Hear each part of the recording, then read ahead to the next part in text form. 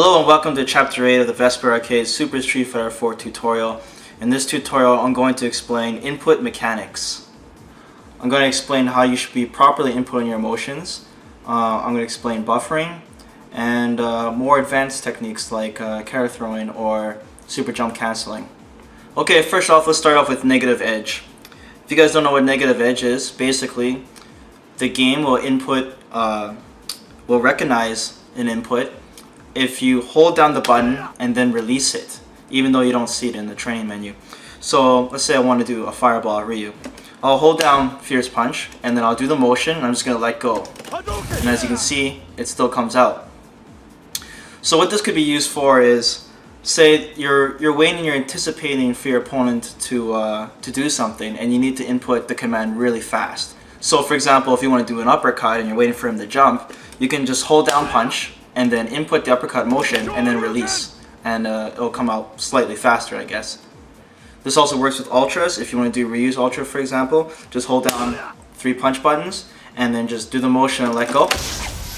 And this is especially good for ultras, actually, negative edge, because say you're anticipating something like Ken throwing a fireball and you're close, or anything that requires you to have maximum speed.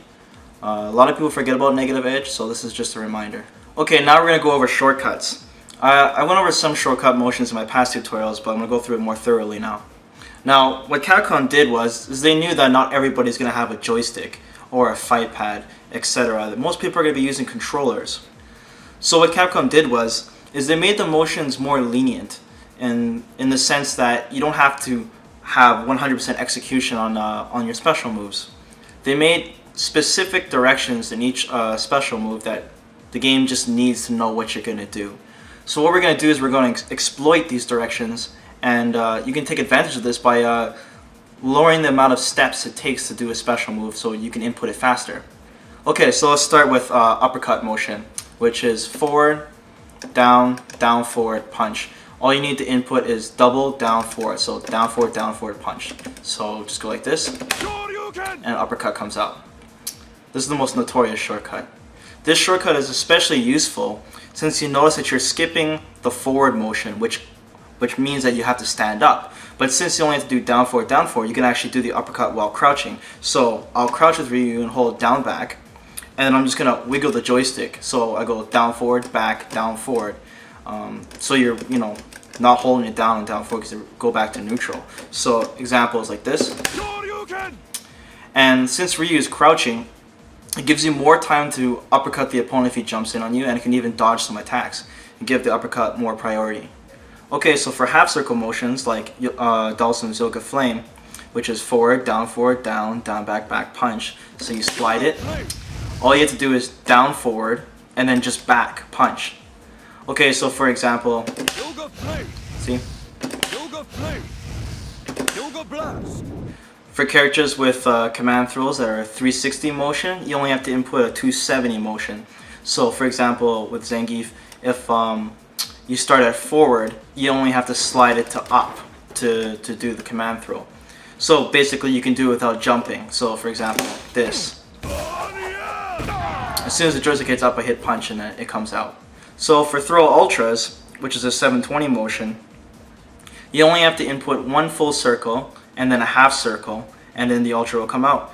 So if you start at forward with Zangief, you just go forwards, one full circle back to forward, and then just a half circle back, and then punches, and it'll come out. So for example, so for a double half circle ultras, you only have to input one half circle, and then the second half circle is just a down, forward, and a back. So for example, at T-Hawk, you go half circle back, and then down, forward, back, and then 3 punches. Remember, the point of these shortcuts is so you're able to input these commands quickly.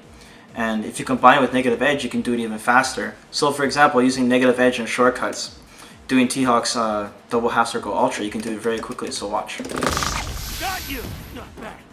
For complicated motions like Guile's Flash Kick Ultra, which is hold, charge down, back, and then go down, forward, down, back, up, forward, and 3 kicks, there's an easier way to do it. At least for joystick there is. And the way to do it is just to charge down, back, and then start from down forward and just slide the joystick, so rub the edges, all the way to up back. So it's kind of like doing a crescent moon backwards. And you can do it in one smooth motion, so you're not just wiggling the stick. So let me show an example. So I'm charging back, and I'm just going to slide it like that. Here we go. 1, 2. And the trick to this is that the last input for this motion is up forward 3 kicks. You don't have to go up forward at the ending. You can go up back. So that's why you're able to do that little slide at the end. So just watch my hand.